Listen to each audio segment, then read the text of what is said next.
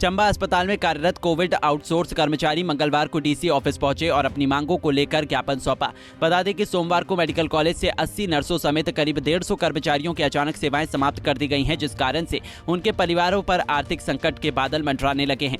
गौर हो कि साल 2020 में इन्हें कोविड के दौरान नियुक्त किया गया था। आउटसोर्स कर्मचारियों का कहना है कि उनको बिना किसी नोटिस के केवल मौखिक रूप से काम पर न आने को कह दिया गया है, जो कि सरासर गलत है।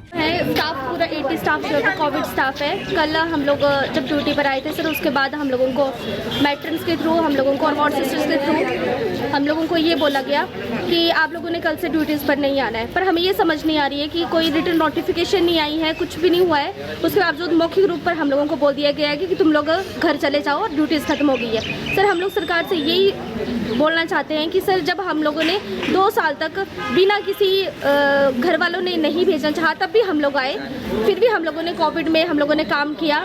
जिन जो कोविड पॉजिटिव आते थे लोग, उन लोगों को अपने घर वाले भी छोड़ के चले जाते थे, हम लोगों ने उनको सहारा दिया। और आज जब हमारे सहारे की बारी है तो हम लोगों को निकाल रहे हैं यहाँ से। ये कहाँ का इंसाफ है सर? हम लोग सरकार से यही चाहते हैं कि हमारी जो है ये एक्सटेंशन जो है वो 3-3 महीने करके नहीं, कम से कम साल का एक्सटेंशन तो ये दिया जाए, ताकि हमारी ही जो भी हम लोग काम करते हैं यहाँ पर, हमारे स्टाफ जितने भी हैं, उन्होंने अपना हर एक तन मन धन से जो है यहाँ पे अपनी सेवाएं दी हैं। रेगुलर स्टाफ से ज़्यादा यहाँ पे सेवाएं दी हैं, लेकिन हमारे साथ ऐसी नाइंसाफ़ी क्यों हो रही है सर?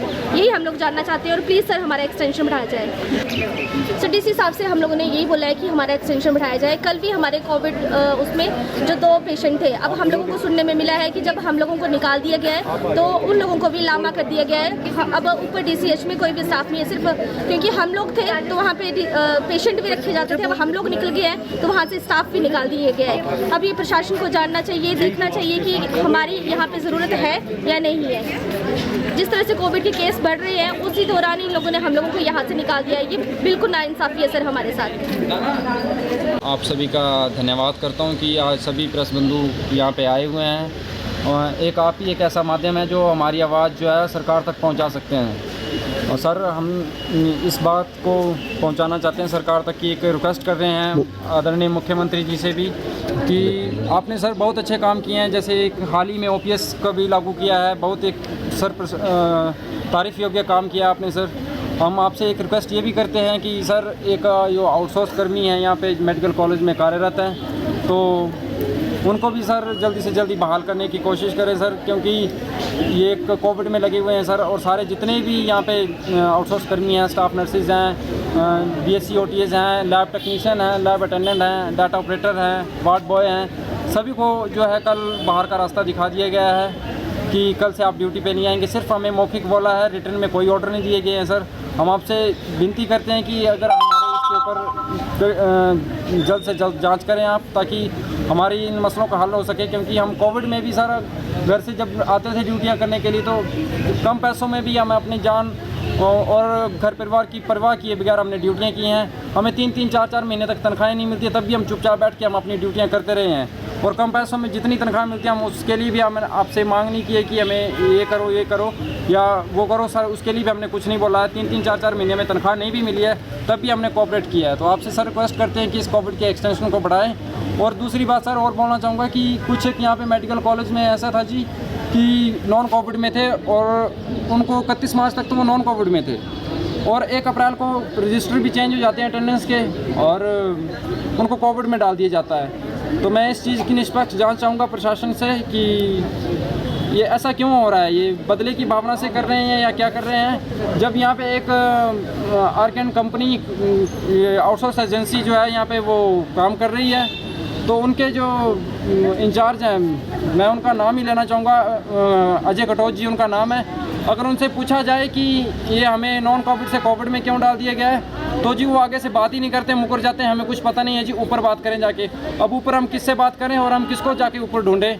तो आपसे सर मेरी एक रिक्वेस्ट है, हाथ जोड़ के विनती है कि प्रशासन इसके बारे में जल्द से जल्द जाँच करवाए कि ये नॉन कोविड से कोविड में क्यों डाल दिया गया है। और एक और रिक्वेस्ट है सर कि आउटसोर्स के जल्द से जल्द जो कोविड का जो ये मौखिक रूप से बोला गया है, इसको भी सर आप जल्द से जल्द बहाल करने की कोशिश करेंगे। धन्यवाद सर। उधर आउटसोर्स कर्मचारियों के समर्थन में अब कर्मचारी महासंघ भी कंधे से कंधा मिलाकर खड़ा हो गया है। उपायुक्त कार्यालय के बाहर जिला कर्मचारी महासंघ के अध्यक्ष ने प्रदेश सरकार को चेताते हुए कहा कि कर्मचारी महासंघ तब तक उनका समर्थन करेगा।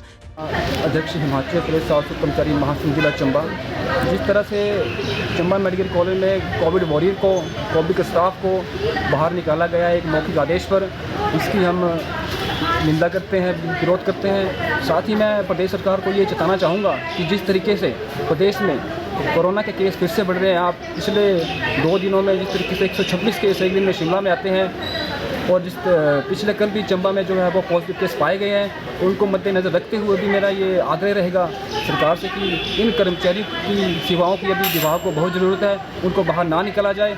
जिस तरह से बाहर का रास्ता दिखाया जा रहा है तो आने वाले समय में जो है वो सरकार सख्ते में पड़ सकती है। मेरा ये आग्रह रहेगा प्रदेश के मुख्यमंत्री सुखू जी से, अग्निहोत्री जी से, स्वास्थ्य मंत्री जी से कि इन कर्मचारी को उनके पदों से ना हटाया जाए। अगर कुछ ऐसा सरकार करती है कि इनको अपने पदों पर वापस नहीं बुलाती है तो आगामी रणनीति के लिए भी महासंघ जो है वो तैयार रहेगा। षड्यंत्र का तो हमें पता नहीं, बस जितना भी हमें पता है कि जो इनका कॉन्ट्रैक्ट था वो 31 मार्च तक था। पिछले दफ़ा भी जो इनका कॉन्ट्रैक्ट था वो अक्टूबर तक था, अक्टूबर से दिसंबर हुआ, दिसंबर से मार्च हुआ।